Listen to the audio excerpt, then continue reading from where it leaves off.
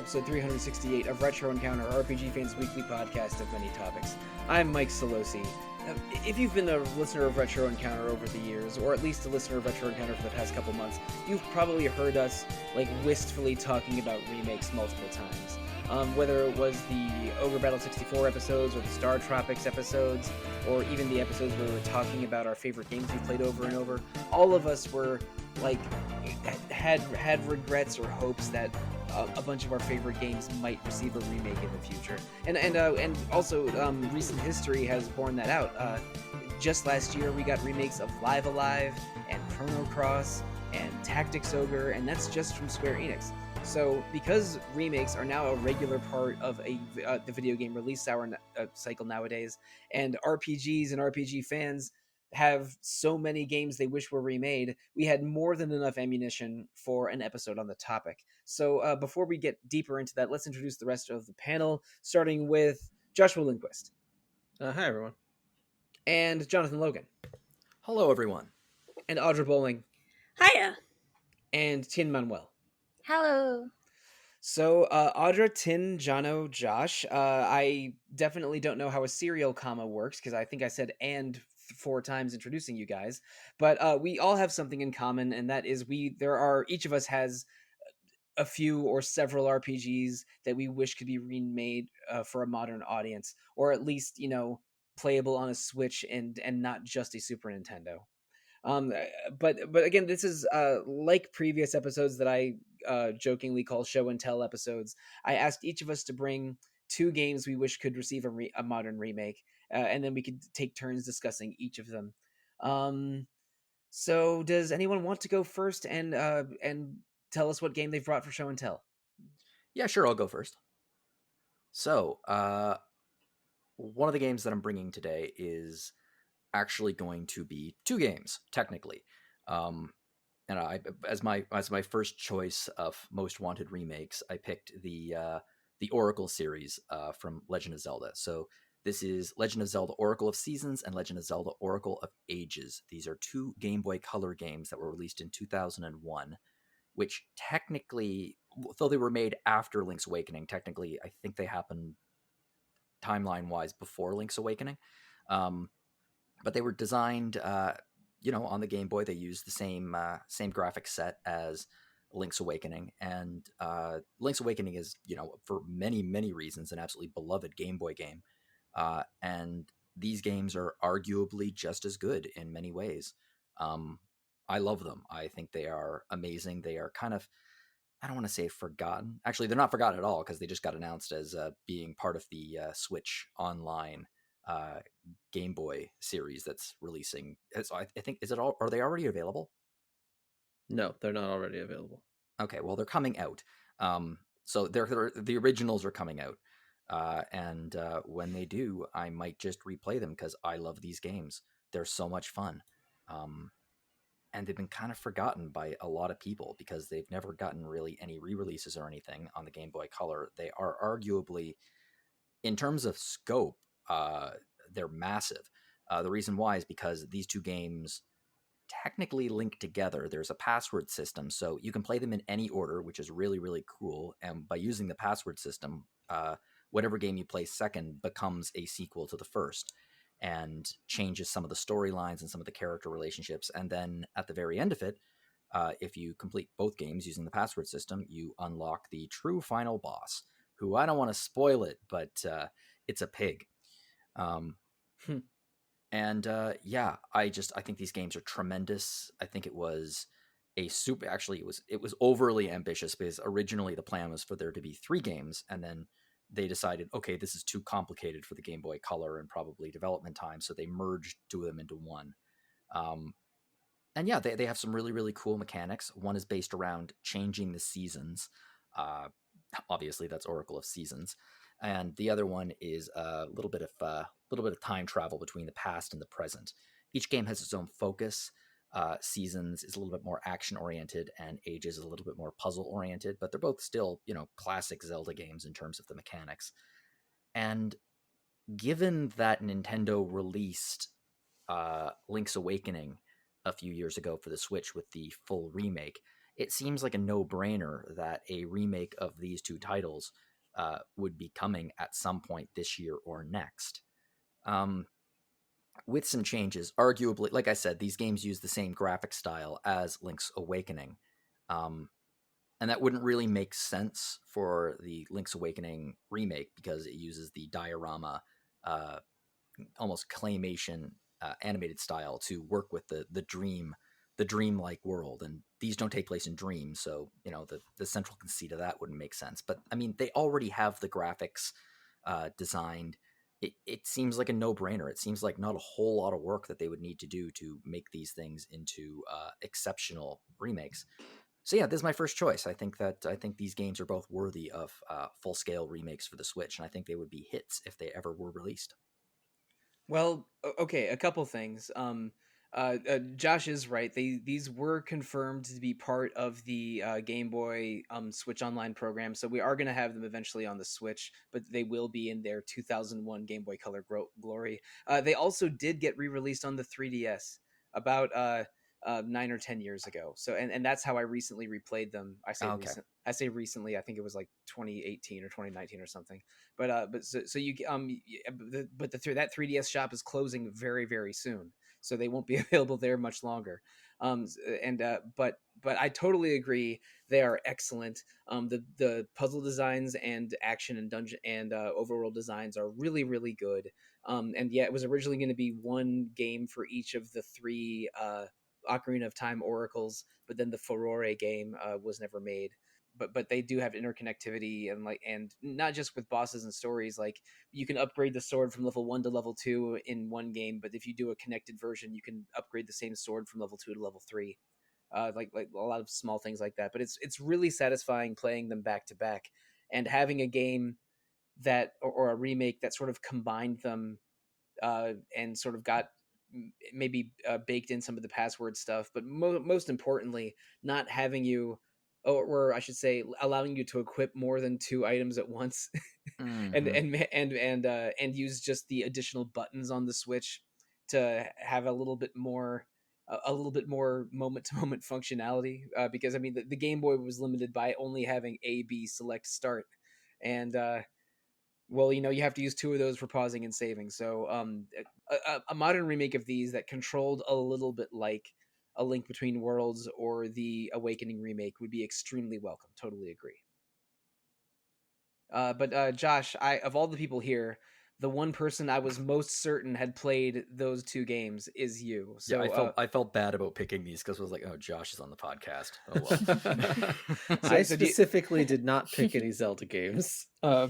So yeah, like, no, I'm never gonna say no to remakes of games. And yes, I've played these multiple times. I'll probably play them again soon. I was actually gonna start playing them on my 3DS, and then they decided they're coming to Switch soon, so I'll probably just wait a few months or whatever.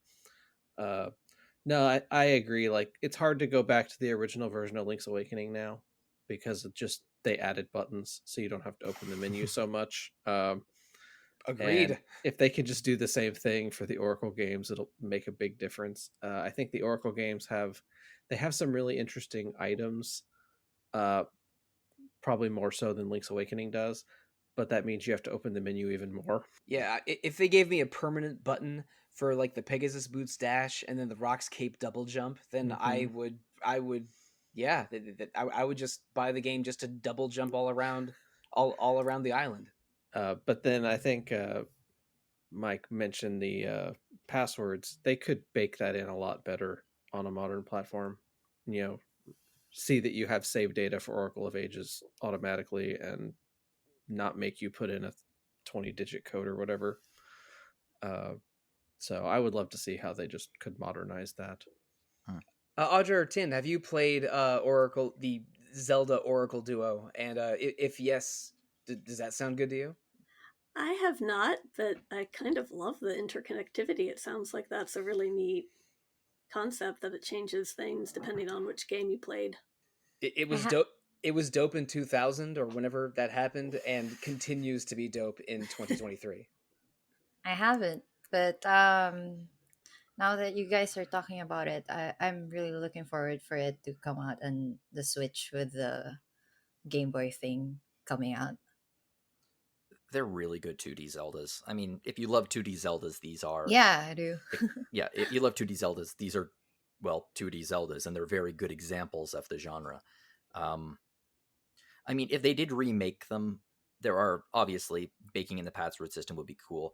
I I think Josh and I talked about this on a past podcast. I can't remember which one, but I always thought it would be very, very cool if they fulfilled the original ambition for the game, Oh, and they Oh. Made a third one. made a third yeah. one. But they don't even need to really make a third one. They could just expand the epilogue of the where you fight Ganon.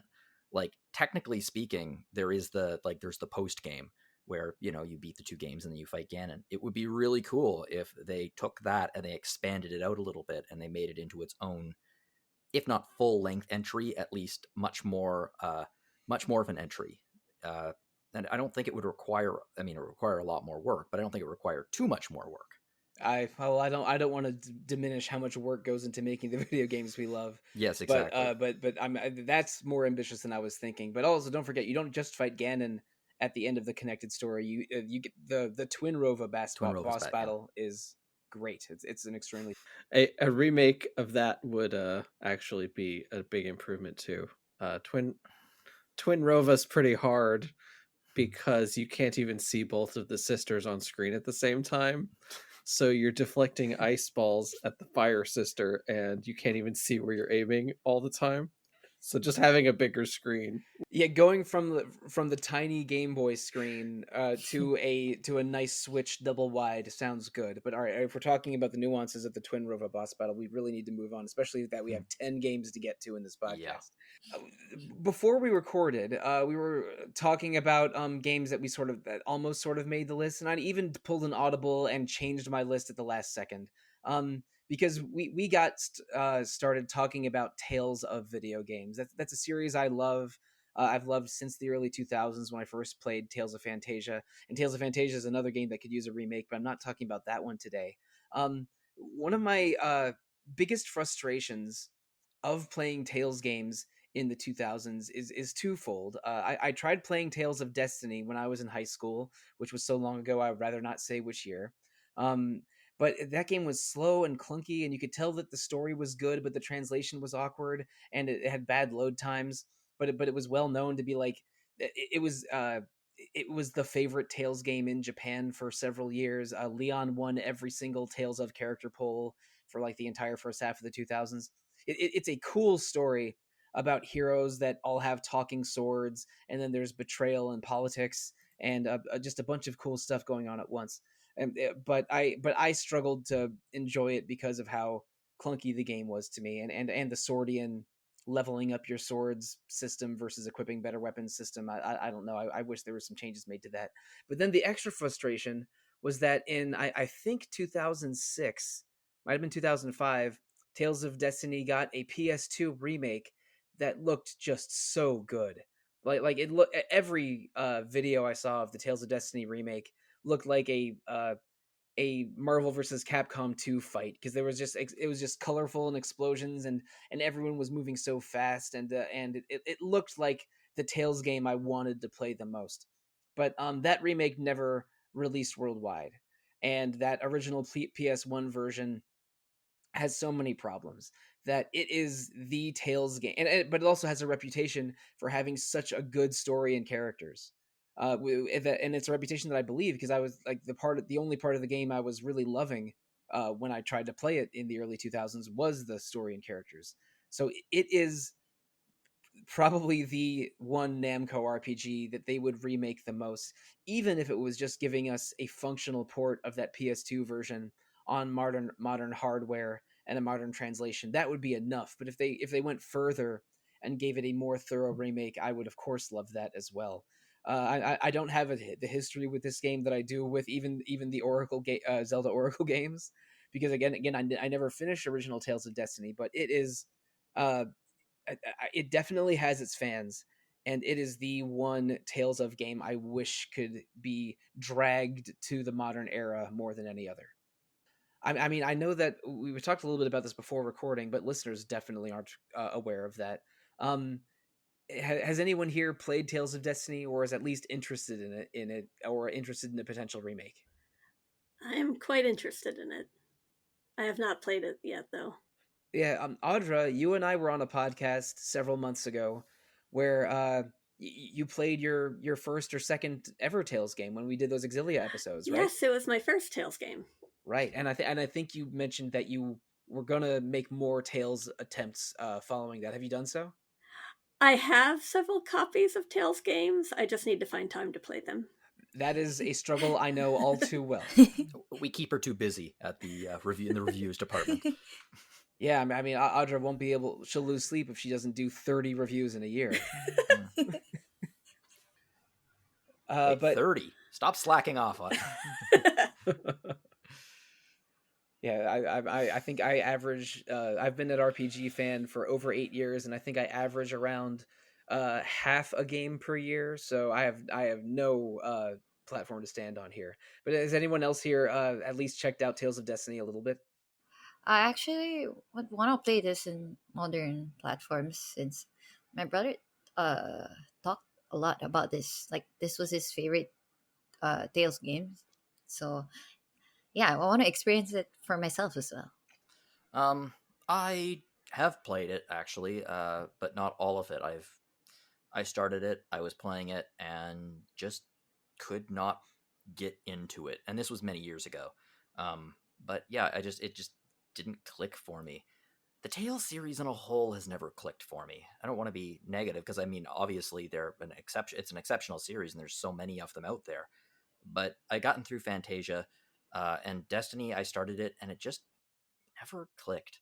Um, Now, I've obviously we don't have the PlayStation 2 version, the remake that might click better. Um, I think also one of the reasons this game it's beloved by some RPG fans, but it did suffer some a significant hit because it came out after Final Fantasy VII, and it looks like a Super Nintendo game. It looks like a really good Super Nintendo game, but it looks like a Super Nintendo game. Whereas Final Fantasy VII obviously utterly changed the landscape as far as RPGs go.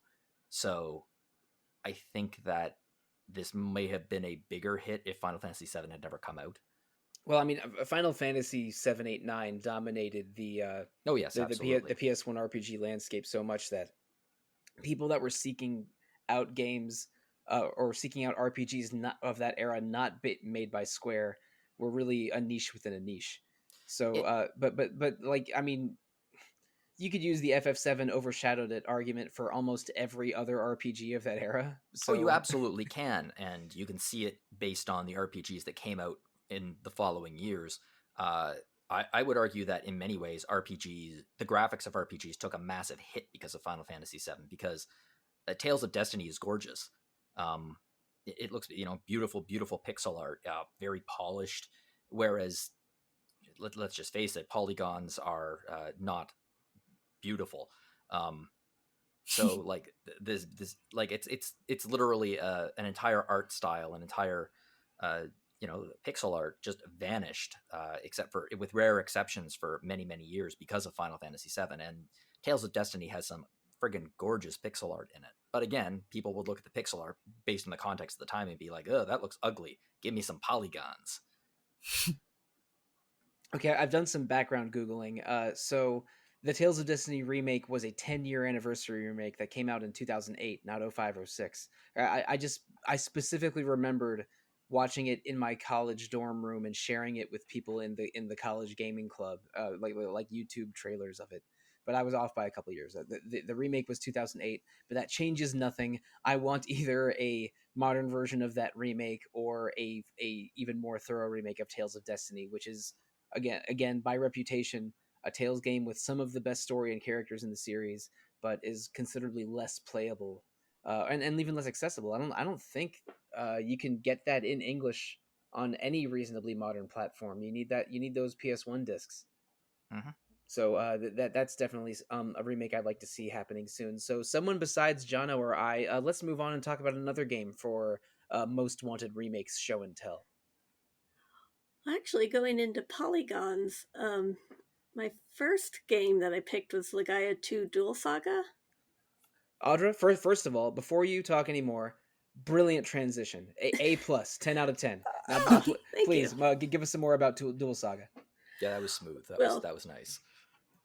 it's a 3D graphics game from the PS2 era. It's the sequel to Legend of Legaia, which I debated whether or not I wanted to say either Legaia game for the remake. I just felt like Legaia 2, it has more going for it in terms of some of the gameplay mechanics and storylines that I think it would probably be a easier one to remake, so I went with that instead. I feel like they'd have to overhaul some things for the first Legaia. But it has a combo based turn based system, which I kind of fell in love with. I just love the fighting game implementation of the combos in it, and I think they could really make a more action oriented version of that in a remake, and it would be just a fun time for all. Yeah. Audra, did you talk about this game on a previous episode in the last year or so? Because it really sounds familiar. I believe I did in the story Versus gameplay. That's what it was. Yes. Right. And that's exactly what it was. I remember. Thank you. And I remember when you described the combat system in that episode, it did sound really intriguing, because I remember price checking this game probably right after we recorded that. But like how much of the old game would you want to keep in a new remake? Is it mostly a visual overhaul that you want, or do you think that there's a lot of improvements to make to narrative or gameplay design choices as well? I feel like there could be some tweaks to narrative just to flesh it out more. Nothing like too extreme. I'd probably want more of a visual overhaul, I think. Because honestly, it's a fun game from a gameplay mechanics stance. So I'd probably say visual overhaul, and I mean, maybe if they wanted to make it a bit more, instead of totally turn based, like somehow make it a little bit more of an action RPG element from how you implement the combos. More of like a fighting game, actually. That could be cool. So less Xenogears, more Xenoblade, how the combos play out. Yeah. But I remember on that episode, the story versus gameplay one, that you were the only person that had played Legaia 2. And I'm concerned that might be the case again. Jono, Josh, or Tin, have any of you guys played Legaia 2 Dual Saga? Nope. They're both very good games. I love Legaia games. And if only they were accessible to a more modern audience. I think. Yes. Yeah, from both a preservation standpoint and these games are good and you should play them standpoint. They sound like winners. This might be a recurring theme on this episode. If they were more accessible. I'm looking at our list here, and I think that is true for pretty much everything. I mean, that's the reason why remasters are so popular nowadays. It's, it's nice to get the graphic upgrade sometimes, and it's nice to get quality of life features. But the reality is, the main reason why I think I love a good remaster is because all of a sudden it's available again in a format that is easily accessible. Oh, yeah. I don't think they're necessarily, like some people just say, they're just money grabs. Well, yes, but that's the point, really, of any video game. They're trying to grab as much money as they can, and now they're available again. So, yeah, gimme. Mm-hmm. Yeah, I mean, video games are a business, so yeah, like anyone that says, well, they're only in it for the money, it's like, well, okay, everyone is technically only in this for the money. Mm-hmm. Like, but things like the Live Alive remake from last year, that was a game from 1994 that I'd always heard about and attempted to play once, but it was permanently in the Square back catalog or Square vault, but not very accessible. But then when this remake happened, like. It was so celebrated.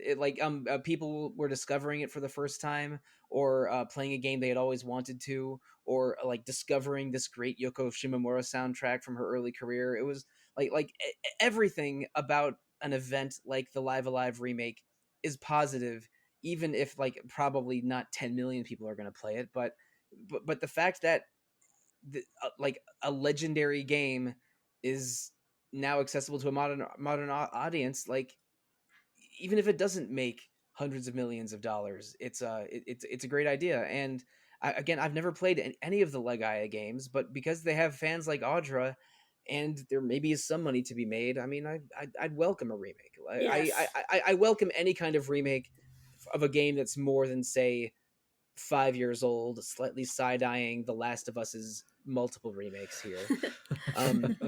But Legaia 2: Little Saga definitely sounds like a worthy remaster. But speaking of worthy remasters, Josh, which of these 16-bit games you've chosen do you want to bring us to first? We'll talk Quintet first. So I've chosen Illusion of Gaia. I think a lot of people would have chosen Terranigma instead, but that one didn't come out in the States. Yeah, Terranigma and Vibribbon are at the top of the list of games that had full English European releases, but not North American ones. Those are the two you see all the time. Yeah, so I grew up playing Illusion of Gaia a lot. And I mean, Quintet has a pretty incredible, if but small, catalog. And ActRaiser is the only game that has ever been re-released and remade now. But so Illusion of Gaia is it's one of my favorite Super Nintendo games. I mean, they did dress it up like a Zelda game on the box in the US. Oh god, the box looks exactly like a Zelda game. It uses the same font. Illusion of Gaia, Legend of Zelda. Clearly that is what drew my attention as a kid. But no, it's just an excellent action RPG. And I don't really think it needs a lot of adjustments. I just want it to be made available again. Like we were talking with Zelda, it could use the extra buttons, because even with the Super Nintendo controller, they didn't use them all. And so some of the controls are a little bit weird. You have to run frequently, but in order to run, you have to double tap the D-pad. An analog stick could fix that. And just being able to put map special abilities to a button instead of having to like hold and charge a button or something. But other than that, I just want to make it available again. But it's just it's very Zelda-esque. Well, Josh, you managed to find the exact gap of Quintet coverage within Retro Encounter. We did 3 episodes on Terranigma in 2015, and then we did an episode on Quintet's games called Quintet Encounter in 2017, and then we did 2 episodes on Soul Blazer in 2020. So Illusion of Gaia is the one game in the Heaven and Earth trilogy that we have not covered in detail on this podcast. But it's also the one of those 3 games I've probably played the most. I did play this many years ago on the Super Nintendo, and then when I was emulating everything under the sun in the 2000s, I played it again as well. All 3 of the Soul Blazer trilogy, or Heaven and Earth trilogy, whatever you want to call them, are sort of dark and weird story wise. In Illusion of Gaia, you watch your companions or party members sacrifice themselves for you more than once, which is weird. And also the dungeons are all well-known landmarks or legendary places from the real world, like the Egyptian pyramids or the Nazca Lines or the Angkor Wat Temple in Cambodia, and things of that nature, which gives you the makes you suspicious. Like, is this an alternate version of the real world? What's going on here exactly? Which is another theme that's carried even harder in Terranigma, the 3rd game in the trilogy. But Illusion of Gaia is super cool. Transforming into Friedan or Shadow, it just makes you is a very nice power fantasy, because Will is a bit of a a skinny kid that attacks with a flute, while Friedan is this badass knight, and Shadow is some kind of blazing aura demon thing. It's super cool every time you get to turn into one of those guys. And I really like Illusion of Gaia. And I have a small confession to make. I am in the middle of writing a feature right now for RPG Fan that is about my most wanted remakes, but Illusion of Gaia is one of the games I highlight on it. So yes, I share your wish in a modern way to play Illusion of Gaia. 1000% correct. Yeah, just as to end, you mentioned you had played it years ago. It's like I played it last year. I played it again, and I had played it in 2019 or something also. I think it actually holds up. I was not expecting it to. I had not played it in 10 years or so since then. But no, I thought revisiting it, maybe it doesn't reach the heights of A Link to the Past or something, but but it's a pretty solid action RPG. I recall it being a pretty solid action RPG too. I really enjoyed it on the Super Nintendo, and yeah, I also emulated the crap out of it in the early 2000s. Um, it's terrific. I feel like this Soul Blazer and Terra Enigma, I guess personally, I would rather see these get a remaster than a remake, because I think the games still look real good. Especially Illusion of Gaia. I just love the graphic style in it. Again, pixel art is beautiful. I would love to see just a glow up version of these three games released as a bundle deal. As you know, the collections nowadays are hot. I think there might be some rights issues in the way of that ever happening, but if we ever got these three games in one package, that would be exceptional. I like the upcoming Suikoden. Well, not just the upcoming Weekend collection. We're getting a Baten Kaitos collection. We're Oh, getting yeah. we're getting an Etrian Odyssey collection. We had that not Secret of Mana. We had that Mana collection from 2019. There's money in them, our collections, and Konami is maybe most aware of them at all, because I think they release more collections than actual games nowadays. Yes.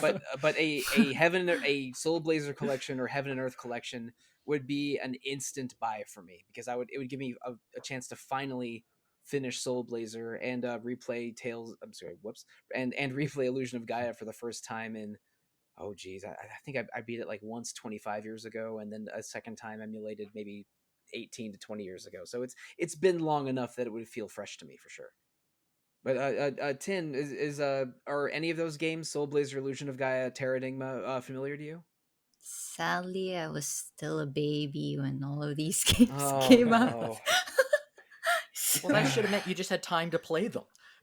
bringing up the age thing. This really does feel like the Live Alive podcast with Wes, Tom, and I, where one of these three podcasters is younger than the other two. Well, hearing all of you talk about it, it I'm hoping that all of these good, titles, for people like me who were still a baby during that era, we're missing out all of these good games. So yeah, I'm really hoping that if not a remake, best outcome would be remasters of these. Yeah. All right. Well, Tin, you are the baby of the family today, I'm afraid. But so if I guess if we're doing in reverse age order, it is your turn to now talk about one of the games we have here to discuss today. So, you have a bit of a theme going here. So Yeah. which of your Capcom duo is coming first? My first entry would be Mega Man Legends.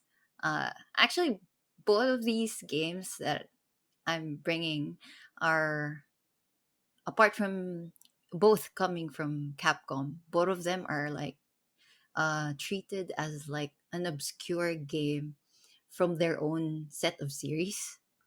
Like Mega Man Legends is yeah, it deviated from the usual Mega Man games and the source material. So um it was also a 3D RPG, like action-ish shooter, and it had like it was mostly focusing on like treasure hunting and exploration. And the game also was followed by a sequel, and like after 3 years, I think. And sadly, they also announced for Mega Man Legends 3, but it was canceled, which until nowadays, I think a lot of fans are still disappointed by it. A victim of the Mega Man bloodbath. Yes, and now that Mega Man Battle Network is coming out soon, I actually hope that that would be like the entry of like remaking and remastering the old Mega Man games, such as this one, because this one was really like original on its own. And I like, nowadays I also can't think of like a game similar to this, like identically similar to this.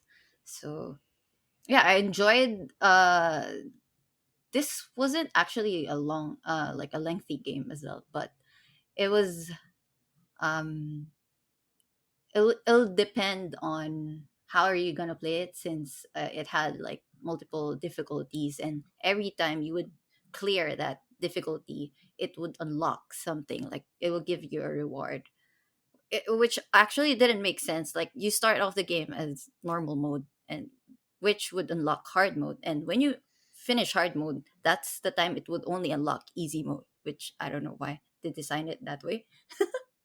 So yeah, I'm really hoping that this Mega Man kind of game would come back in modern platforms. Oh boy, Tin, you're really hitting me where I live here. As the person who has had a Mega Man icon on Twitter for over a decade. Um, First thing, I should mention we did episodes on Mega Man Legends and Mega Man Legends 2 in 2018. Unfortunately, I got really, really sick in the middle of recording those, so I didn't get to finish that playthrough of Mega Man Legends at the time, and didn't even attempt Mega Man Legends 2. Second of all, Capcom, incredibly not a stranger to releasing game remakes and collections. We've had collections of the first 10 Mega Man games and the 8 Mega Man X games, and the Zero games, Hmm. which are their own spin-off in the 2000s. So some version of a remaster or collection of these would be great. There's also a third sequel to them. There was the Adventures of Tron Bonne, Yeah. starring Tron, who's one of the villains from Mega Man X. Hmm. Sorry, for Mega Man Legends 1 and 2. She got her own PS1 game, and now lives on as being extremely fun to play in Marvel vs. Capcom 2 and 3.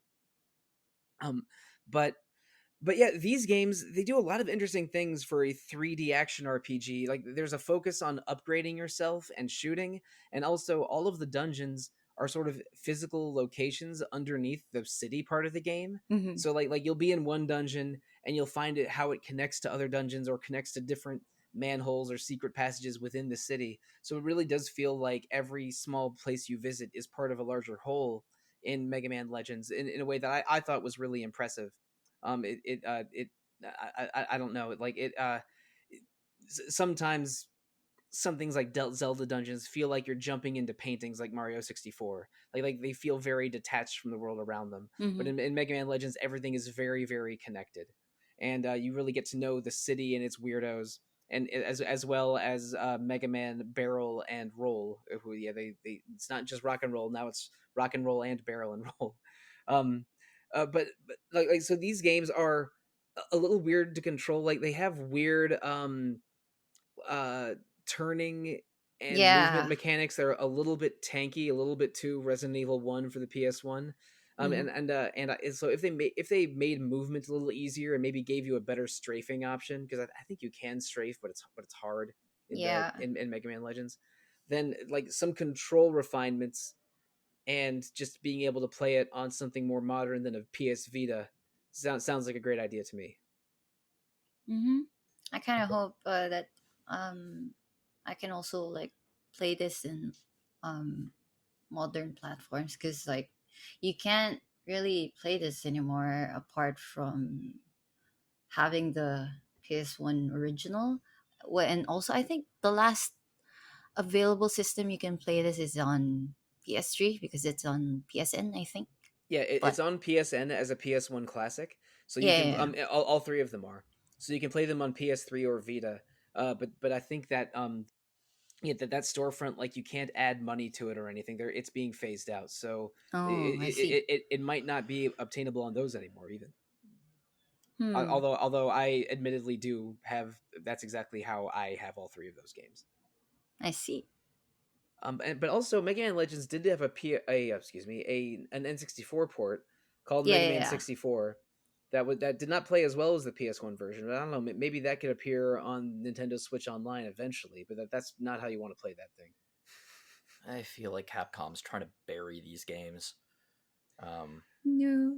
I don't I, know. I, I agree. It seems like they were so far ahead of their time. Um, and if they were released nowadays, they would be welcomed with open arms, which, is a very good reason why maybe they should get a remake. Welcome with open arm cannons. Maybe I should retire. I think that proves that you're still on your game there. That joke is on point. He's one of the Legends is one of the 5 main Mega Men in the Capcom canon, I believe. At least they're the 5. He was one of the 5 who got an appearance in Smash. Yeah. There's The more than main 5, character. dude. There's gotta be Sorry, more I than mean 5. just in Mega Man or in Rock's special. Mm-hmm. There's like 5. There's the special where the 5 of them show up and blast. Yeah, that got upgraded to 7 in Smash Ultimate, but it did. I didn't know yeah, that. they just added Proto Man and Base. But those aren't Mega Men. I mean, they're main yeah, characters. I know, but well, okay. To get They're technical not for a blue. second, to get technical for a second, the Mega Man of the Legends games is referred to as Rockman Volnut or Mega Man Volnut, which is a strange name. And he has shown up a couple places like the Smash games in Mega Man's Ultimate Attack, and he's playable in Tatsunoko versus Capcom, which is low key an excellent Wii fighting game. Roll's also in that one as well. But in general, I mean, I think Jono referred to a Mega Man Bloodbath. When Keiji Inafune left the company in 2010, a lot of the projects he was working on were immediately scrapped, including Mega Man Legends 3. He was also working on an early version of Mega Man 11, but Mega Man 11 underwent multiple versions before finally getting made in 2018 or maybe early 2019. So there was a bit of a Mega Man gap for a while there. Yeah, but when was Universe supposed to be released? I think it was supposed to be early 2010s, but that one was another one of the Inafune games that got canceled. But he did make those. He did lead the projects for Mega Man 9 and 10, and he had been on the Mega Man teams dating back to Mega Man 2. He's sometimes called the creator of Mega Man. That's a little bit misleading, but he's probably the single person that's most associated with the older Mega Man games. Don't worry, he landed on his feet.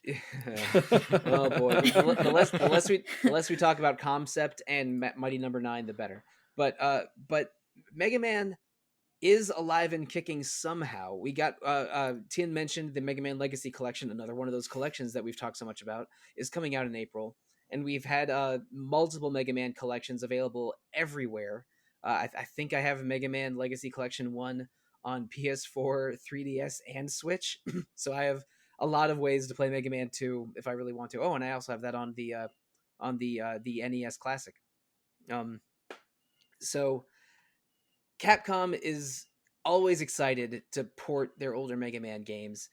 Mega Man Legends has somehow not received that same level of enthusiasm. It might be because they're salty about Inafune. It might be that these are just niche within a niche for Mega Man.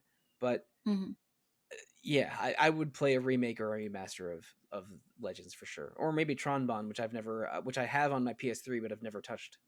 I think if nothing else, a collection will happen. Like I felt like Battle Network was forgotten for a decade also, and that finally happened. So what's left? There's Star Force, and there's games. This. There's Star Force, and there's the Legend games, and I think that's it for packaging the Mega Man games into collections.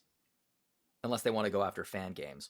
Well, okay, there's Mega Man Extreme 1 and 2 for the Game Boy Color. Oh, that's right. Yes. The Game Boy. I'm not sure the Game Boy games have ever been put into a collection, even though Mega Man so 5, damn good. Mega Man 5 for the Game Boy is amazing.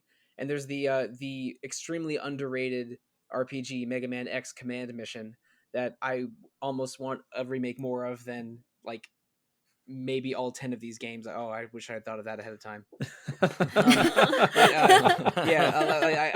How can you resist a gambling robot named Spider and a nurse robot named Cinnamon? You can't. I would also shout out that the Battle Network collection does not include network transmission. Ooh, that's right, for the GameCube connected game. That's right. That's one I've not played because I have only played like 30 minutes of one of the Battle Network games. I'm going to be first in line to pick up that collection when it lands in April. Yep. Okay. Well, thank you so much, Tin, for letting us revisit the Mega Man Legends games. Some that I have a few regrets about because that just makes me think of that extremely bad stomach virus I had in fall of 2018. Whoops. But I'll go next. Let's talk about the second game I brought for RPG Fan Show and Tell. This is a game that I think, like, if you were around playing Super Nintendo games when this was new, you probably played, but it's so strange that I think it's largely forgotten today. Secret of Evermore for the Super Nintendo was a game. Technically, it's the only game ever made by Squaresoft. Let me explain for a second. The Japanese company that's been making Final Fantasy games for 35 years is Square. And starting in the early 90s, they started writing Squaresoft instead of Square on their video games to make it sort of their international publishing branch. So there was an office called Squaresoft in the Seattle area, I think maybe Redmond in Washington State in the 1990s that produced and translated the North American versions of all of Square's games. But they made one game themselves. Oh.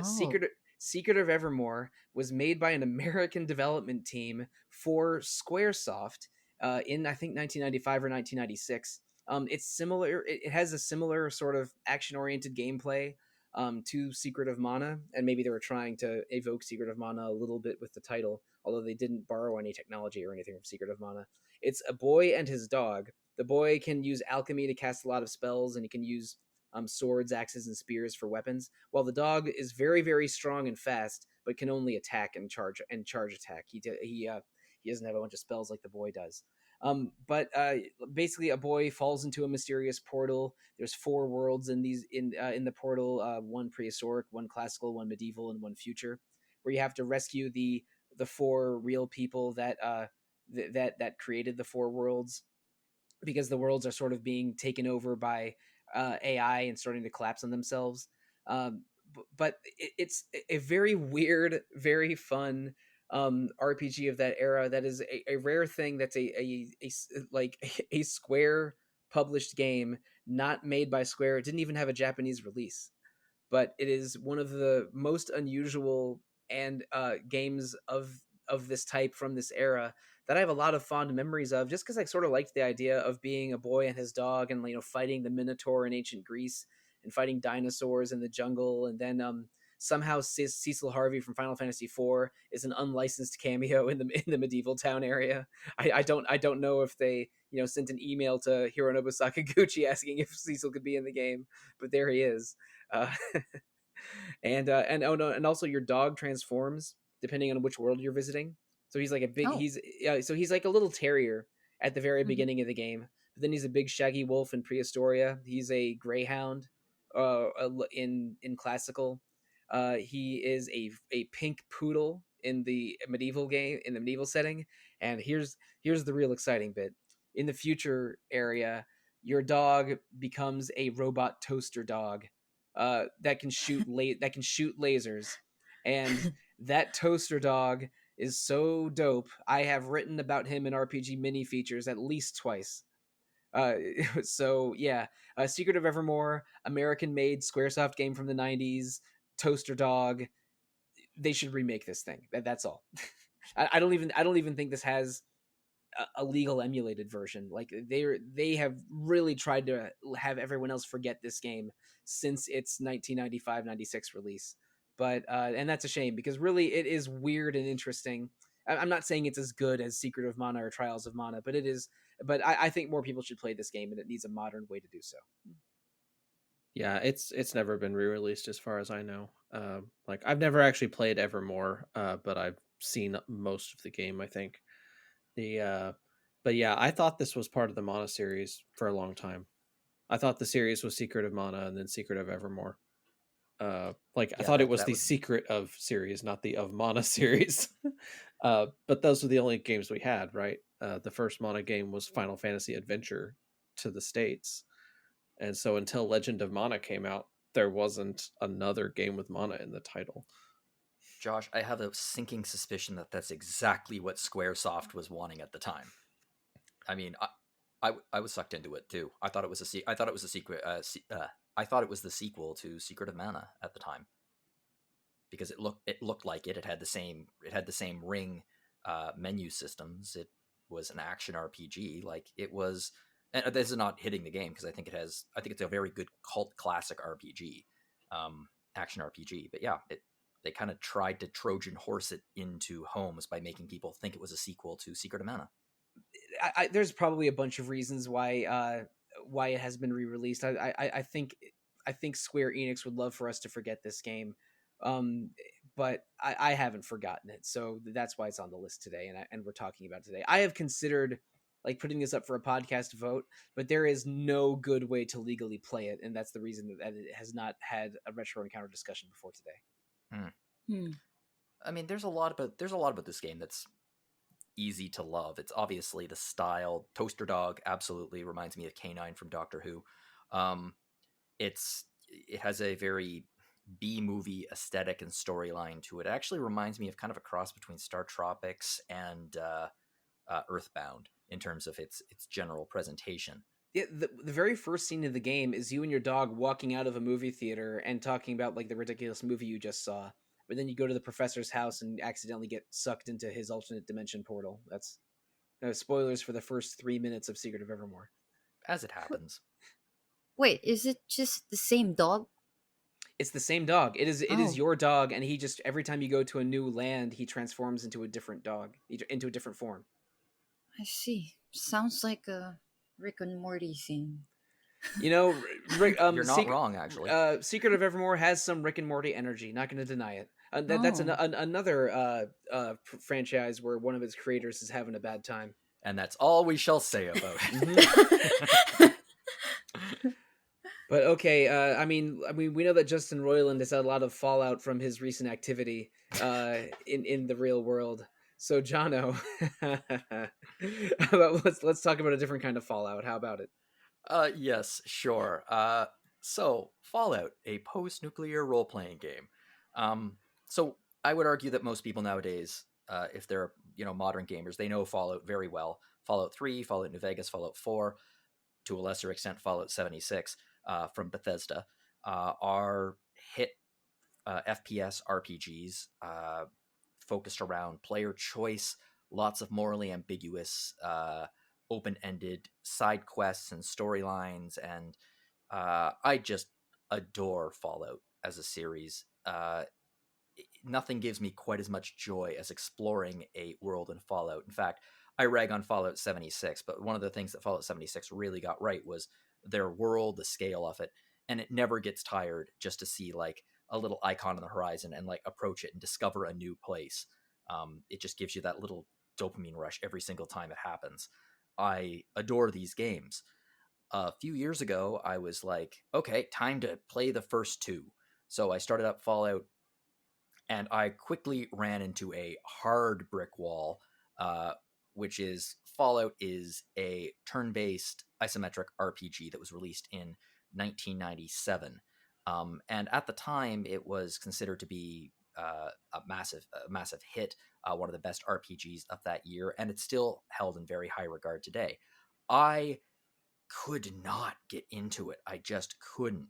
And I really, really want to. And that's one of the reasons I think that this is due for a really good remaster or even remake. I mean, it will never be remade because Bethesda has a very tight grip on the Fallout series, and I don't think that they are going to allow the original Fallout to be remade into an FPS version by anyone but themselves. However, I think this game is primed for a solid remaster with some quality of life improvements. I think it would sell like gangbusters just based on the IP. They could do a classic box set with Fallout and Fallout 2. I mean, both of them pretty much use the same graphics, the same engine. So, again, not trying to minimize the amount of work that goes into these things, but a lot of the work would be done for the sequel if they completed the first game and remastered it. Yeah, what's amazing about the Fallout series and how Bethesda adapted it is almost everything you can think of in Fallout 3 is here in its original form in Fallout 2. The VAT system, obviously, is their attempt to translate a turn-based system into a first-person shooter, which works really, really well. But the turn-based VAT system is here. Skills are here. The morally ambiguous side quests are here. You have companions. Dogmeat is here. The Brotherhood of Steel is here. All of the vaults and their experiments and vault tech are here. Like it's the world that they created. Tim Kaine and Chris Jones, I think they're the ones. No, Tim Kaine. Yeah, Tim Kaine was the producer. I'm just looking here. the world that they created is astounding. It's detailed, it's textured, and I think that they should remake this game or remaster this game. I think it would be a big hit, and I know I would play it. Fallout is one noticeable gap in my RPG resume. The one I played the most of by far was Fallout 3, but I had multiple friends extremely into the first two Fallout games while I was avoiding PC RPGs, and I didn't really have a good computer for playing PC games until, oh boy, until I was in my mid-20s, I think. Like Fallout has become so popular, and its themes and writing and ideas have resonated with so many people that I think a good remake of Fallout 1, maybe slap on a subtitle like Fallout the Beginning or Fallout Origins, like that would do really, really well. I have no doubt at all. Uh, and um and yeah, I don't want to say that Fallout games have become samey because they're sort of all about their specific settings and their specific writing, but I think a lot of modern fans that have not played a Fallout game before 3 would really, really enjoy seeing sort of like how the series got started out. I have no doubt about that at all. But I mean, why Bethesda hasn't done it? Maybe it's too expensive a project. Maybe they don't want to draw attention to any of the pre-Bethesda Fallout games. Might be a rights issue too, because Yeah, that's true. Interplay were the developers and publishers of Fallout 1 and 2, and also a tactical RPG called Brotherhood of Steel. So yeah, there might be rights issues, but somebody's got to hold the rights. Yeah, I'm looking to see who's the publisher of the Fallout 1 Steam version. Because that's I know that they're on Steam. Yeah, published by Bethesda Softworks. So they're Bethesda's at least allowed to publish these older games. But the remake is a bare bones emulated remake and not a not the fully dressed like modern standards remake that I think you're hoping for. Yeah, I want an HD remaster with some quality of life improvements. That's what I want. And I mean, to be honest, again, I would not mind getting a new full-fledged FPS Fallout game. But, I'll take what I can get. Well, it wouldn't appear on PS4 or PS5 or Switch because of who owns Bethesda nowadays. Very true. But yeah, I would. I mean, I'm not sure how close I am to going back to another Fallout game because I don't have a lot of attachment to CRPGs of that era, and I avoid most shooting games not named Mass Effect or Far Cry 3. But I would be very interested to see if something like this would surface. Yeah, and I mean, if you are a fan, if anyone listening to this is a fan of the original Fallout and you don't know, there are spiritual sequels to the isometric Fallout games in Wasteland 2 and Wasteland 3, which are sequels to Wasteland, which was Fallout was the spiritual successor of Wasteland, but then they continued the Wasteland series, and it's a very similar setup. It's the future, post-apocalyptic after the bombs fell. So there's lots of games that will properly scratch that itch. I just think that this is the original that started off Fallout, and it probably should be celebrated more than it is. Well, I know that RPG fan is sometimes even called JRPG fan because of how we lean a certain way with a lot of our coverage. So I'm not hopeful for a response to this. But Audra, Josh, or Tin, have any of you played the original Fallout? Nope. Unfortunately, no. I have seen a significant amount of it, but it's another one I've not played myself. Yeah, no, that sounds similar to me, Josh. I have seen a few specific friends play this at their home during things like sleepovers multiple times many, many moons ago, but I have never really made a sincere attempt at playing Fallout 1 myself. I mean, honestly, I just brought this on to have another chance to rag on Fallout 76 again, to be completely honest. It's my brand. Ragging on Fallout 76 and loving Yakuza. That's I wish there was a better video game that could attach itself to John Denver's "Take Me Home, Country Roads," but alas, all we got is Fallout 76. Apparently, it's very good now, and I've replayed. I started it up again years later when they added NPCs, and it improves the game immeasurably. If it was released in this state, I think it would have been a hit. but it wasn't released in this state, and there's the problem. One later patch added vending machines to Fallout 76 that you could program and make yourself, and that almost got me to play Fallout 76, which I agree is a very stupid reason, but there we go. Fallout 76, an ongoing like slight eye roll of a game nowadays, but that's better now than it was when you first reviewed it, Jono. Oh, it was a complete train wreck, and surprisingly, the train kept chugging along past the wreck, and it's going slow, but it's further along than it was when they released it. And there's a lot of really, I know I rag on it. There's a lot of really, really good stuff in Fallout 76, including the world and a lot of the lore.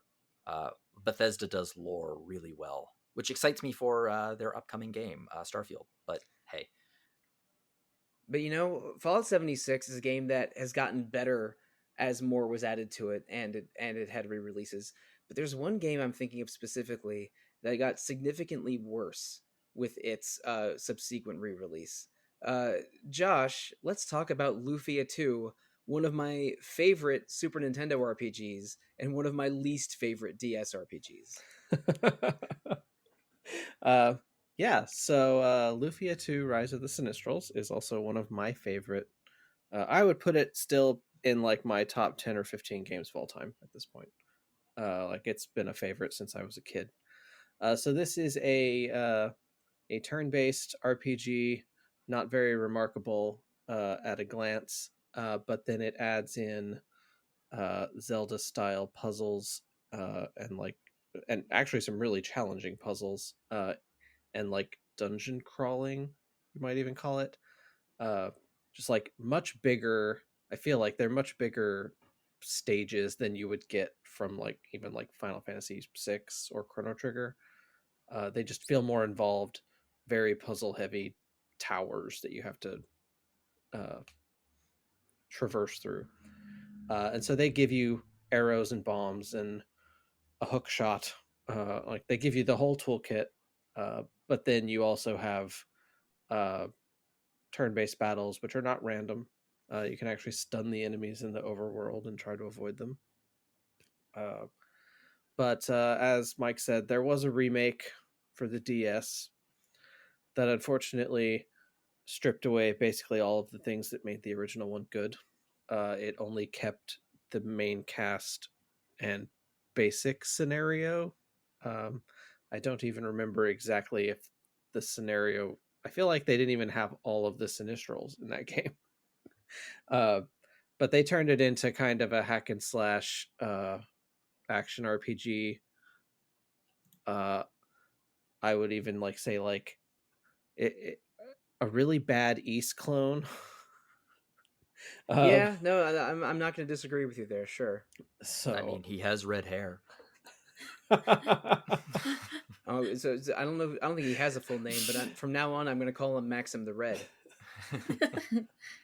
But no, I would love to see a more faithful remake of the game. Like again, like I would say the pixel art in this game, like in battles, the pixel art is really great. The overworld pixel art is primitive. So I mean, I could do with a glow up or some graphics on it.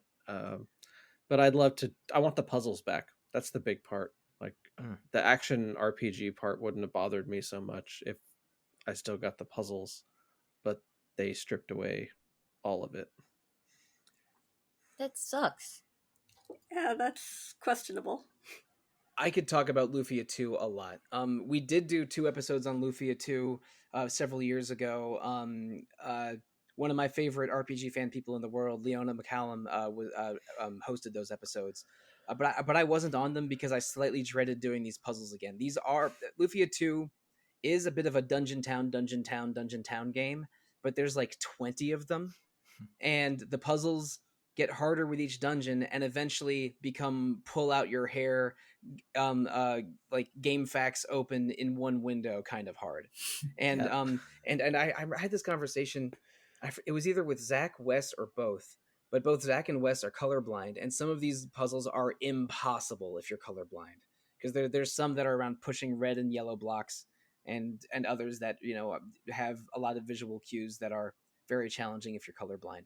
But like things like just making it available on modern systems and keeping the turn-based gameplay and the puzzles and dungeons intact for a modern system would be extremely welcome. I totally agree with you there. And Josh has been talking about this game a lot, but he didn't get into all of the stuff. This game has an optional randomized super dungeon called the Ancient Cave. That's one of the best optional dungeons in history.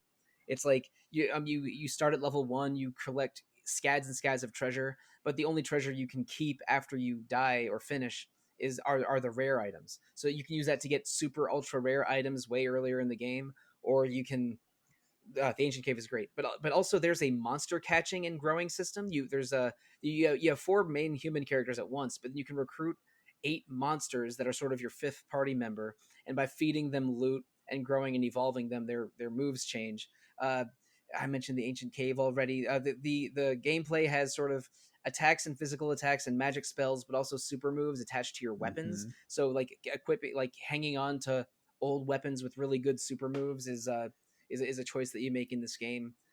There's I think around 8 playable characters, but they come and go in your party, so you'll always have a set party member for the final boss. But like it's a really good idea to hit the Ancient Cave in the middle of the game, because that's when you have your 2 best physical characters. In the Ancient Cave, you want more tanks in your party if possible. Yeah, it's interesting you brought up the item abilities, right? Because it's like it's not even just weapons, right? All of your armor, like you just get a new hat, and your hat has some crazy offensive ability tied to it, or a shield spell, or a healing spell, like, and you just get that, and then it's like, well, this new armor has better stats, but I lose that ability. Do I want to trade or not? uh, And again, this game has like 20 dungeons in it, so you're finding new armor and weapons, and also things like shops. You're finding new armor and weapons all the time, and the best way to evolve and grow your monster companions is feeding them old armor and weapons. So like do you sell this? Do you feed it, or do you hang on to it because it has a good ability on it? Is a choice you're making all the time in Lufia 2. This is a good, shockingly deep JRPG from sort of late era Super Nintendo. And one thing that I always thought was interesting, I just checking things like GameFAQs forums and from the early 2000s, this game is unusually beloved in Europe because it was released worldwide in multiple languages, including places like Germany and the Netherlands and Belgium. When Square games were not, the first Final Fantasy game released in Europe was Final Fantasy VII. So a lot of people that had Super Nintendos in places like the Netherlands, like this was one of the few RPGs they had. So I remember ages ago when they were like announcing the top 10 favorite games by every country community on GameFAQs, Lufia 2 was number 1 in I think it was like number 1 in Denmark and number 2 in the Netherlands or something crazy. So like Lufia 2 has an unusually dedicated audience in Europe that I always thought was fascinating because this was a prominent RPG when Europe barely got any JRPGs in the 90s, which is I find fascinating. But Lufia 2 is so good, it's deserving. And I should mention, I played this game on the Super Nintendo almost identically to Illusion of Gaia. I played this once on the Super Nintendo and then once emulated later. I never finished it on the Super Nintendo because it's just long and challenging. And but I beat it in the early 2000s sometimes. I wept at the ending of this game because it has a very beautifully tragic ending. I don't want to spoil anything, but it is sad, and I cried when I was a teenager. I think you mean that you cried at the beginning of Lufia 1.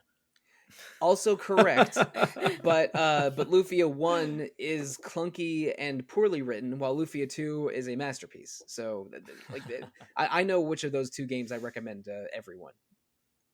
I have a fondness for Lufia 1. I love Lufia 1. I know it's clunky as hell, but the opening is one of the best openings on the Super Nintendo. It's an exceptionally good opening. It was so good, in fact, that they decided, hey, let's make this into its own game. Which, you're right, is a far superior game. Lufia 2 is tremendous. It's a real shame that they haven't... Who owns it now, I wonder? I don't know. Neverland was the publisher of Lufia 2 and Lufia 1. But like, this is a gold mine of an IP, and the follow-ups for There was a Game Boy Color game and there was a Advance game, or was it a DS game? It was a DS game, wasn't it? There's a Game Boy game, a Game Boy Color game that is a Game Boy Advance game, and then the Lufia 2 remake is a DS game.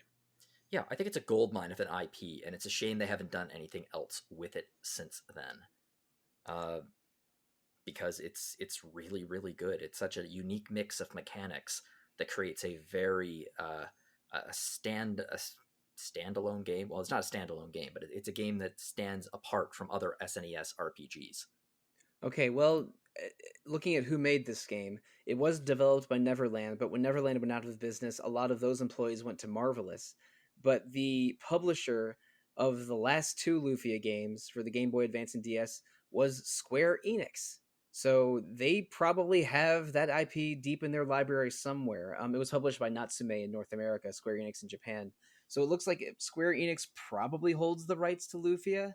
But I cannot say that with 100% certainty. I'm just looking at their most recent releases in the Lufia series. So yeah, Square Enix, you're remaking everything else. How about look at Lufia 2 again? And do it right this time.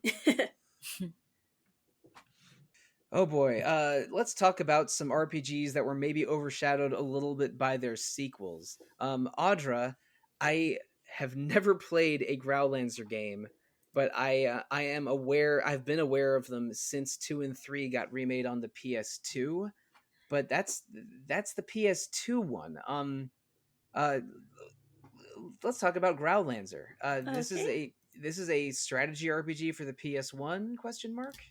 Yes, it's a strategy RPG for the PS1 that they actually did a port over to the PSP eventually with some added extras like PSP new had a lot of characters. those. Yeah, that makes sense. And I've played some of the PSP import for it because I fell in love with the series after playing Growlancer 2 and 3 on the PS2. Right, that was the Growlancer Generations was the collection of Growlancer 2 and 3. I think that was maybe the last game Working Designs published, or at least one of the very late ones they published. But those are sort of a cult popular game. Like people really like Growlancer 2 and 3, but I know nothing about Growlancer 1 and only slightly more about its sequels. Oh, well, it's actually Growlancer 2 is basically an epilogue side story to it.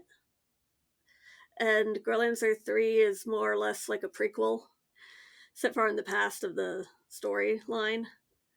And then I believe Growlancer 4, which came out on the PSP as Wayfarer of Time, is its own thing. And then the less that's known about Heritage of War, the better. That one's not too good.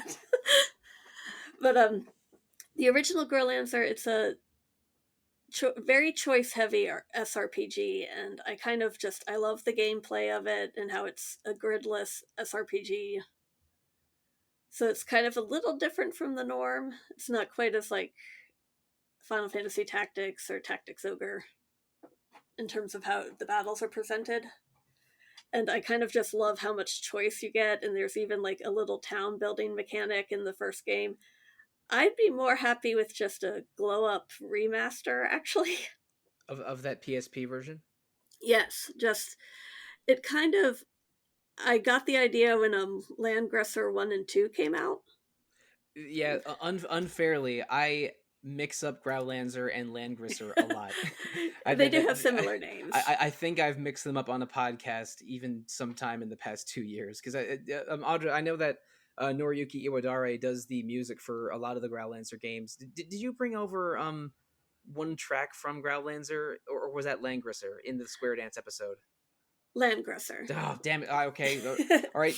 Now I have to change my days missed since I mixed up Growlancer and Langrisser from 300 down to 0 again. Great. It's funny because I was mixing these up too. I saw this on the list and I was like, didn't this just get a remake? And that was Langrisser. It does have the same character designer, which is... And the same composer. Mm-hmm. And I mean, I just would love like a HD 2.5D remaster of it. It's just updating the pixels and the art. It's a really good, solid SRPG. that I think would do really well. Could do really well, considering how SRPGs are kind of seeming like they're getting into a heyday again. Well, I mean, I mean, strategy RPGs have a lot of fans, and those fans probably aren't as huge an audience as a more traditional big budget RPG. But when a good one comes out, like people will find it and buy it. Like I mean, the Fire Emblem games have an incredibly dedicated fan base. I think the Tactics Ogre remake from last year did really, really well. I think everyone an RPG fan and most of our audience would lose their collective minds if a certain Final Fantasy strategy game were to receive a modern re-release. Yes. But Growlancer is exactly that niche, and like I bet if it had a modern remake and that remake had some positive buzz and positive reviews, people would flock to it because it's a kind of game that a lot of people love, but it's not as there aren't a million of them. There's just there's a bunch, but people like they aren't making as many of them as they were in say the 2000s when Nipponichi was making like a new Disgaea or Makai Kingdom every 2 years. Yeah. Sadly, I think the last one was the PSP version of Wayfarer of Time, which is the 4th game. And that one was it's considered between Growlancer 1 and Growlancer 4 as which one's the best of the Growlancer games in the fandom. I know that I think my understanding was that the first 4 are good and the 5th one is terrible and may have killed off the series, was my understanding. Yeah, they made a 6th game afterwards, but I don't think it ever caught on. Oh, okay. Yeah, I only know of and confusingly, I think like, oh shoot, is 5 there's 2 games named Generations. It's a Tales of Destiny 2 situation. We don't need to get into it, but yeah, like these games are beloved by a small niche, but a remake of any of them, maybe the first one first, I think could be really cool. Yeah, and because Growlancer 2 is connected to it as well, you could almost tag them on together as their own collection. Yeah, like, I mean, shoot, maybe release all of them in the collection, although that would probably require thousands of hours of work by translators. They are very text heavy. And from the sounds of it, you could probably skip Heritage of War. Yes. Is that the 5th one that everyone hates? Yes. Yeah, okay, I thought so, right. Oh boy, I'm not only mixing up Growlancer and Langrisser, I can't keep their subtitles straight either. But Jono, Josh, or Tin, have any of you guys do any of you have Growlancer experience? No, but I read here that RPG Fan gave Growlancer an 83 out of 100 on Wikipedia. I was just looking at that as well. It's really good even in the import form. I'm using a script translation for it, and I'm just having a blast even though it's taking me forever to get through it. So I just like it more available. I also have not played it. It's another one that I'm just aware of. Oh yeah, I mean, just being in this fandom for decades, you there's so many games you hear about but will never play because the games we love are time consuming, and not all of them receive releases in a language you speak. Yes, sadly. So many games, not enough time. Too many games, not enough time. But Tin, let's go back to I've never played a Growlancer game, but let's talk about a series that I've played a bunch of. The last game we're talking about today, before we move into the housekeeping phase, is Breath of Fire Dragon Quarter, the 5th and last Breath of Fire game, because I refuse to acknowledge the mobile release of Breath of Fire 6. Yeah. Yeah, this the game that I actually really, really want to have a remake. It's the opposite from Audra's description of this was a sequel that did not really overshadow the original, but instead it received a lot of critics from the fan base over the years. But like going back to it, like I would have to admit that the first time I played this game, I did not like it because it's not what I expected from the usual Breath of Fire series. But picking up the game again, like few years after, I was wrong. Like I realized that it was great on its own, and like maybe if it wasn't named Under Breath of Fire, and it was just like a different title. Maybe it was like the reception of the people maybe was different. Yeah, Yeah, but if it was this, just called Dragon Quarter instead of Breath yeah, of Fire yeah, 5 Dragon Quarter, exactly. maybe that would have helped it a little bit. Yeah, so this is the last, yeah, I also considered this is the last Breath of Fire game. And I um think Breath of Fire 6, like a lot of mobile games that aren't huge successes, die off after about a year. But the fact that yeah. Capcom made one of those and called it Breath of Fire 6 is an insult. Yeah, It I will know. not. It won't be acknowledged. If they release a new Breath of Fire game, like a big one, it's going to be called Breath of Fire 6. No, I think they're Yeah, probably just gonna drop the numbers and give it a subtitle. yeah, the transition it's just not so good. I mean, uh, depending on how you count them, the seventh God of War game is technically called God of War. So sometimes video game numbering systems don't make sense. mhm. So yeah, for those who are not familiar, this was like a it had a different theme compared to old Breath of Fire titles, because this one was like a survival horror JRPG, because the setting was really dark and gloomy. It was in like an industrial wasteland underground thing. And uh recently, like, having to play Hades, which is like widely available in this new generation already, I just realized that Hades seems shares the same theme as this game. Yeah, we're dancing around it a little bit. Breath of Fire 1 through 4 are traditional turn-based JRPGs Hmm. with linear stories. Breath of Fire 5 is a dungeon crawler roguelike, Yeah, yeah. that has like a Hades, or maybe even a oh, what's another roguelike RPG? Maybe even a Spelunky or a Rogue Legacy. That has, you have a party of characters and RPG combat, but it is a single dungeon roguelike in a setting that feels pretty different from the other Breath of Fire games. And this did have a negative reception right when it came out, but over the years, I would agree with you, Tin. It's not hated. It's just very divisive. Hmm. A lot of people think it's the worst Fire Emblem game, but just as many think it's the best one. Hmm.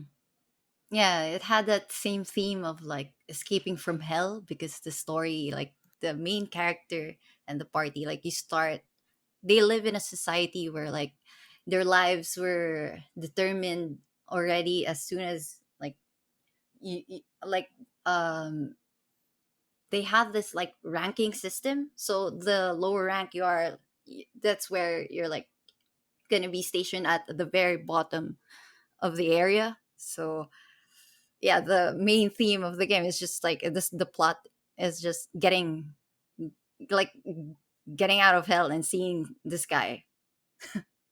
It also shared the same like characters from old Breath of Fire games. Yep, you have With a boy named Ryu and a girl named Nina, yeah, which yeah. is the starting point of every Breath of Fire game. Hmm. So I guess that's the only thing that they got similar to the old Breath of Fire titles.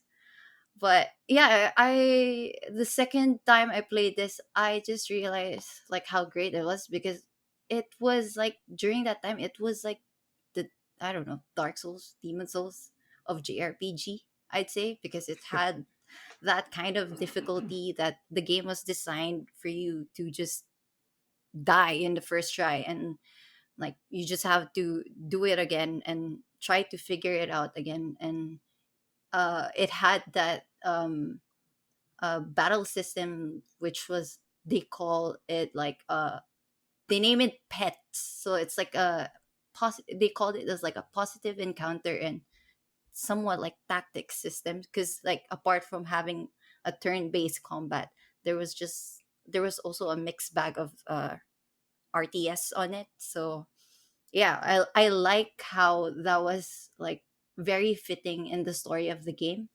And uh I I do like challenging games. So the director of this game also like admittedly say that he thinks that the old Breath of Fire titles were too easy. So having to design this, he just scrapped all of those things that they used to do and just made it really difficult. So yeah, that's probably why a lot of the fan base didn't really like it. But I don't know. I like bringing this now in modern platforms. I think it would really do well because it has the same theme as big titles that shares the similar concept and theme, such as Hades, Nier, and all that kind of games nowadays. So yeah. Yeah, roguelike games have a much stronger audience now than they did in the PS2 era. Hmm. And the fact that this game was so different from the other Breath of Fire games, and being what it was, did it give it a negative reception, which both of us have mentioned already. But I think that time has been kind to Breath of Fire 5, so a some kind of remake or being made available would help it. I'm not sure if the PS2 version was ever made available on the PS3 or PS4 No. as a classic lineup. It wasn't. Okay.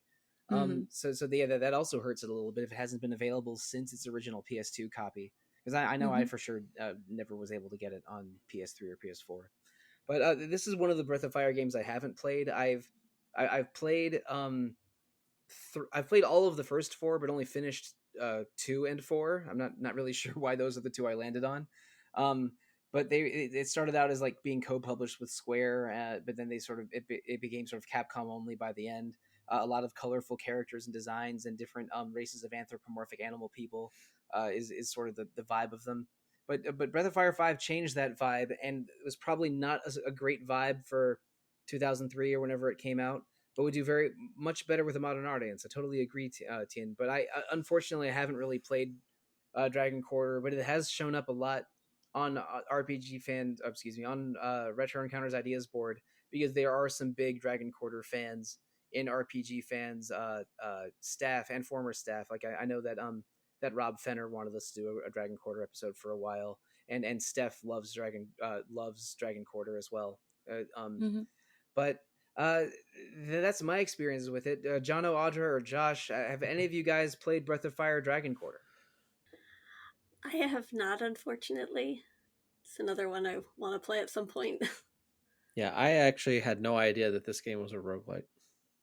So I've also never finished any of the games in the series. I played 1 and 3 a lot as a kid. Yeah, they're long involved RPGs. They're not just like a 15-hour breeze. Hmm. And Dragon Quarter is also shorter than the other games, but it's predicated on you dying a lot until you figure it out. Yeah, it's Uh, interesting uh, saying that the developers thought the other games were too easy because Yeah. I could never they're get past them as a kid. It's they're like, grindy and above average in difficulty. Mm. At least in my memory of Breath of Fire 2 and 4, the two that I played the most of by far. Actually, if they're gonna remake this or remaster it, my only concern would be if they could just remove the save token Oh, thing, right. because you can't save the game without having the token, similar to the old RE games. So yeah, in this at this age, I can't really do that anymore. Yeah, they punish you for saving often. Yeah, yeah, yeah. That's sort of like the Sega CD versions of one of the old Lunar games. Mhm. That's a little bit too anti-player. I think there's ways to have difficulty, to increase difficulty. That's more fair to the player than saving than punishing saving often. Mhm. I've only ever played Breath of Fire 1 and 2. I don't know why the series has never really caught my attention beyond that. Um, on the other hand, I do love roguelikes, so if it did get a remake or a remaster. Yeah, totally agree. Like I've never really given Breath of Fire Dragon Quarter a fair shot, although I've heard quite a lot about it over the years. And if a remake that was a little cleaner and let you save more often came out, I think I would pick that up, because that would be the right opportunity. I'm way less likely to eBay a PS2 copy and try to play it nowadays, because as we mentioned before, there are just too many video games. And another thing we mentioned before, calling something the Dark Souls of blank is that a 10. That's a little bit more random encounter than retro encounter, but I'm not gonna deny it there. This is probably the Dark Souls of Breath of Fire games, which I don't think anyone that is aware enough to understand that would disagree.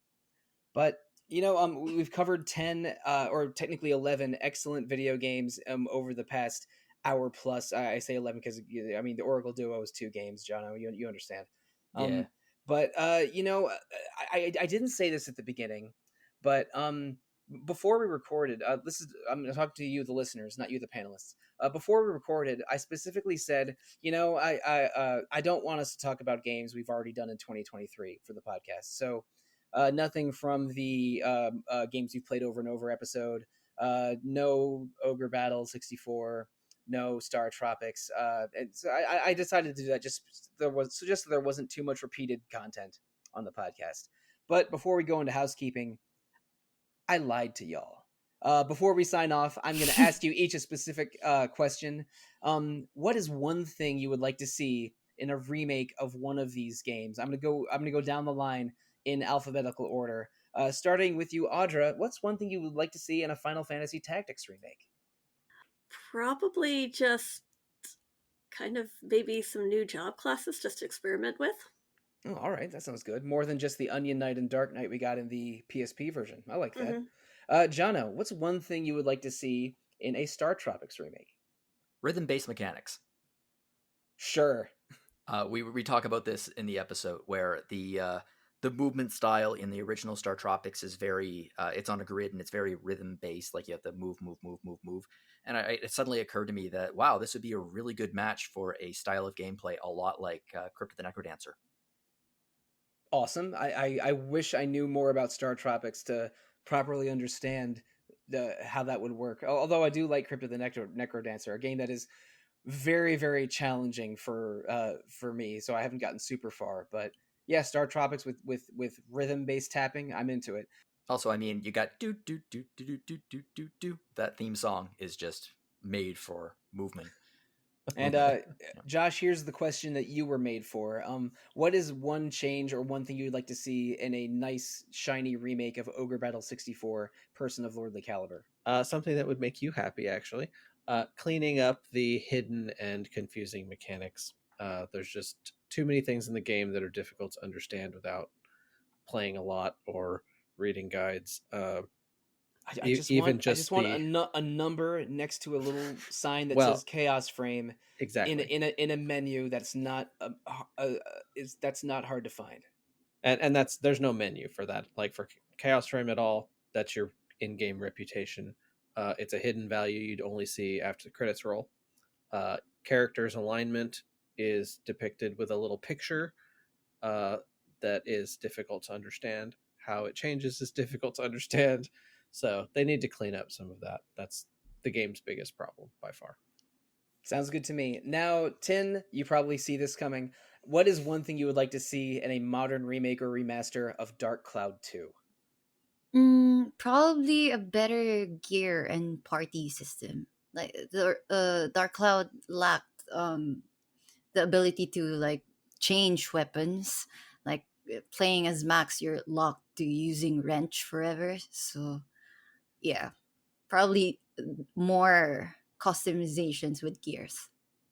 Excellent. And I'm going to answer my own question here.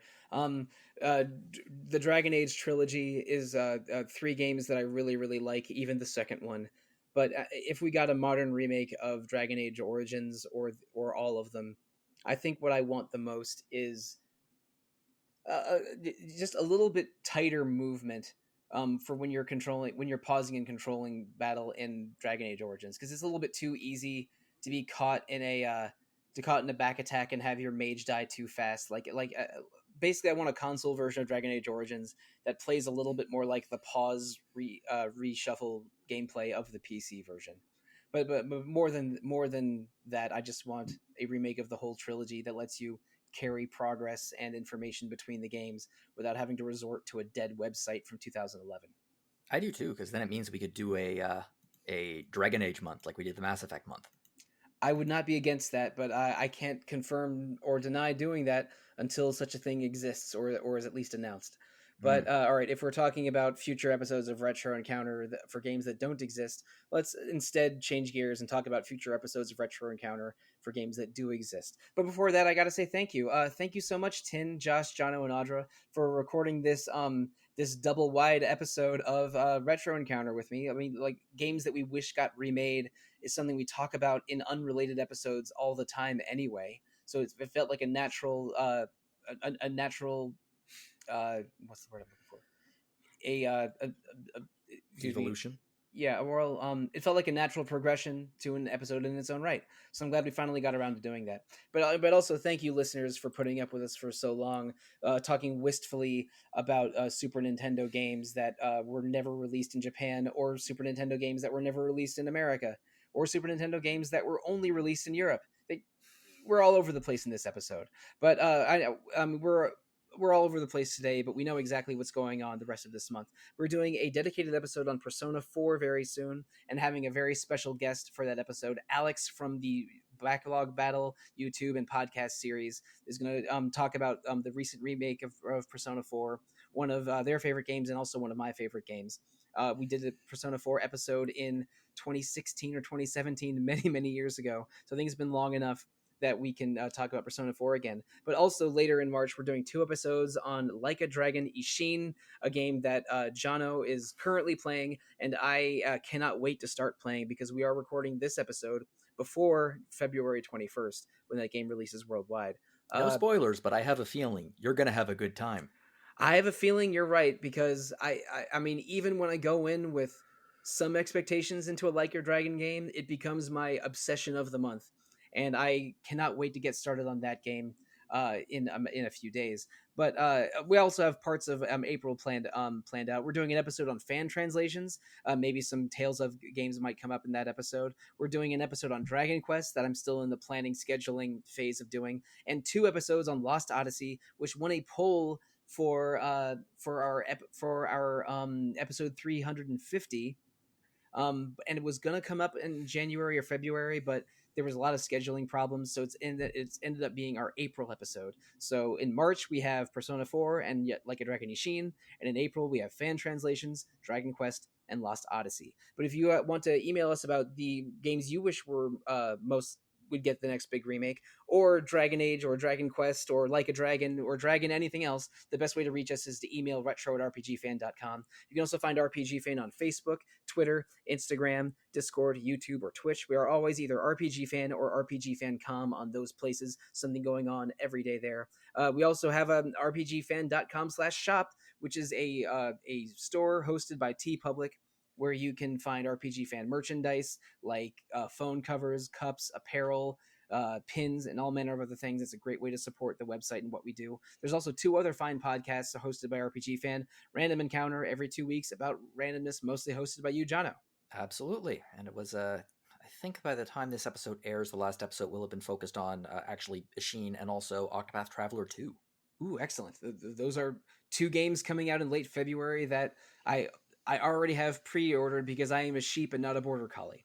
There's also Rhythm Encounter every other 2 weeks, our podcast focused on RPG music, and I hosted an episode of Rhythm Encounter earlier in February, and Jono, you're hosting an episode of Rhythm Encounter in March. I am, yes, and let's just say that the episode of Rhythm Encounter is going with a theme of my interests that I've been talking about the last 5 minutes. Oh, you don't say. Yes, there's gonna be a lot of judgment happening in it. It's gonna be a 24-hour episode. I think it might be my destiny to appear on that episode and fly away with getting excited about music. Oh yes, and so much more. Can you handle it? But anyway, listeners, if you didn't understand that, there is going to be a Like a Dragon episode of Rhythm Encounter coming very soon. But if you want to review or rate Retro Encounter, Random Encounter, or Rhythm Encounter, or other things that RPG Fan creates, you can find those 3 fine podcasts on Apple Podcasts, Google Play, Spotify, or most places you find podcasts. Give all the feedback you're willing to, because we love feedback. In fact, we love feedback so much, we're going to share with you, the listeners, the panels, individual social media accounts, so you can find us that way. Let's share our social media to however much we're willing to, starting with you, Jono. Sure, you can fire me off an email at jlogan@rpgfan.com. If you have something for Random Encounter, you can fire off an email to podcast@rpgfan.com. And you can find me at johnologan@mastodon.social. Now, Josh, your turn. Yeah, you can follow me at Watcher Joshua on Twitter and Tumblr. Now, Audra. Email's probably the best way to contact me, audrab@rpgfan.com. Now, fourth but not least, Tin. You can find me on RPG Fan Discord. I'm just named as Tin there. And listeners, last and definitely least, there is me, Mike Sollosi. You can find me on Twitter most of the time at The Real Monsoon and at Evoker for Dogs at other times. And on RPG Fans Discord, I am called Monsoon Mike. So, oh boy, I mean, this episode is a lot like some other episodes we've done of Retro Encounter. Like, we've done multiple adaptations episodes and spin-offs episodes, but and I think there was an episode just that was just about our RPG hopes and dreams once upon a time. But I think it was about time to just, be completely obvious about it and just say, hey, these are some RPGs we want remade. I'm glad we finally got to do it. So what you're saying is this episode is essentially just a remake. This episode it's not a remaster. It's more of a reimagining, a reinterpretation. But I think that we're not Sony Santa Monica or Naughty Dog, so we're definitely not going to remake this one for at least another couple of years. Listeners, thank you. Good night and good luck.